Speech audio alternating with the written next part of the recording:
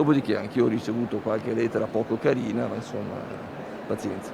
Io ho scritto a 60.000 studenti e qualche studente, devo dire, più che qualche studente, qualcuno che studente non era, ma che evidentemente ha ricevuto la lettera, ha manifestato, diciamo, un dissenso colorito.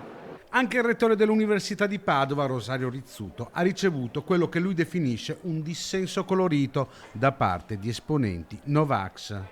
Lo conferma lui stesso, cercando anche di minimizzare un fenomeno che però si sta sempre più diffondendo. Il rettore era in fiera a Padova per salutare i 3.000 aspiranti medici che hanno affrontato il test d'ammissione alla facoltà.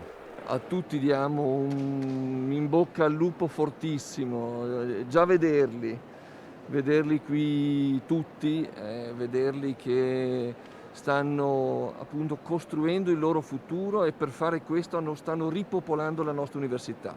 Questo è quello che vogliamo, noi vogliamo un'università piena di giovani che con il loro entusiasmo, con la loro speranza per il futuro diano un segnale di ripartenza. Loro sono un segnale di ripartenza. Mascherine e Green Pass obbligatorio per accedere per i 2.968 studenti, qualche coda in mattinata, ma nessun disguido. Ho fatto il vaccino, non mi spaventano.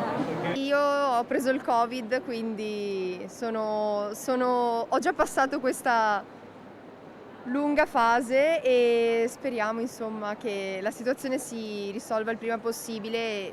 Sono qui anche per cercare di poter aiutare in questa cosa.